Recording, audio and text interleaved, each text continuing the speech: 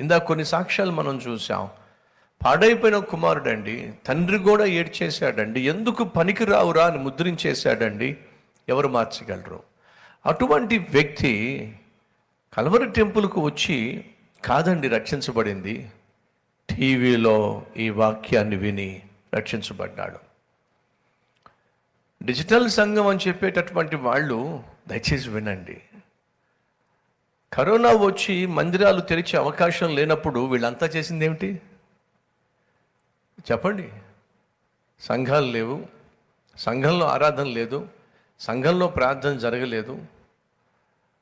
మరి వీళ్ళంతా టీవీలోనే కదండి వాక్య పరిచర్య చేసింది, వీళ్ళంతా ఆన్లైన్లోనే కదండి వాక్య పరిచర్య చేసింది. అప్పుడు అది చేయడం తప్పనిపించలేదా వీళ్ళకి?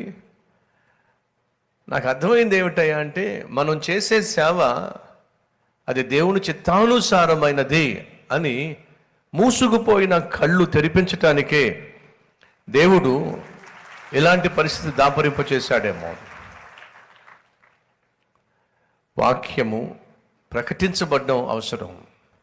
ఇందా చెప్పినట్టుగా ఒక సంఘ కాపరి లేకుండా, సంఘ కాపరులు లేకుండా, స్థానికంగా సేవ జరగకుండా, స్థానికంగా ఉన్న సంఘ బిడ్డలను పట్టించుకోకుండా, వాళ్ళ బాగోగులు చూడకుండా, కేవలం ఆదివారం వచ్చి స్క్రీన్ పెట్టి వెళ్ళిపోతున్నట్లయితే దాన్ని నేనే సహించను, దాన్ని నేనే అంగీకరించను.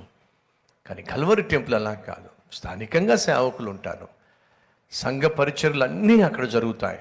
అంతేకాకుండా మన కల్వరి టెంపుల్ బ్రాంచెస్ ఎక్కడున్నా సరే అక్కడ అంబులెన్స్ సౌకర్యం కూడా ఏర్పాటు చేస్తాను. ఎందుకంటే మన సంఘ సభ్యులు ఎవరైనా ఒకవేళ అనారోగ్యం పాలైనట్లయితే ఇమీడియట్గా హాస్పిటల్ తీసుకెళ్ళడానికి అంబులెన్స్ సౌకర్యాన్ని కూడా మన బ్రాంచ్ చర్చెస్లో ఏర్పాటు చేస్తూ ఉంటాను. సండే క్లినిక్, మందిరానికి అనారోగ్యంతో వచ్చినటువంటి వారు ఆరోగ్యంగా ఉండాలి, ఒకవైపు ప్రార్థన చేస్తాం స్వస్థతల కోసం, అదే సమయంలో వైద్యం కూడా దేవుడిచ్చినటువంటి వరమే అని చెప్పి సండే క్లినిక్ కూడా మన మందిరాల్లో ఏర్పాటు చేస్తాం.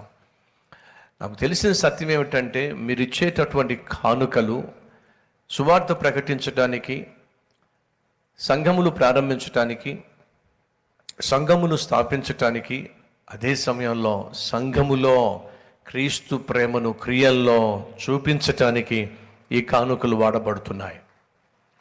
అనగా మీరు ఇచ్చినటువంటి కానుకను తిరిగి మరలా సంఘక్షేమం కోసం, ఆత్మ రక్షణ కోసం ఖర్చు పెట్టేటటువంటి మందిరం మన కల్వరి టెంపుల్.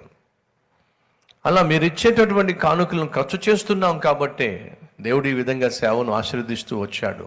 ఓ చక్కని మాట ఉంది, పారే నీటిలో దోషము ఉండదు.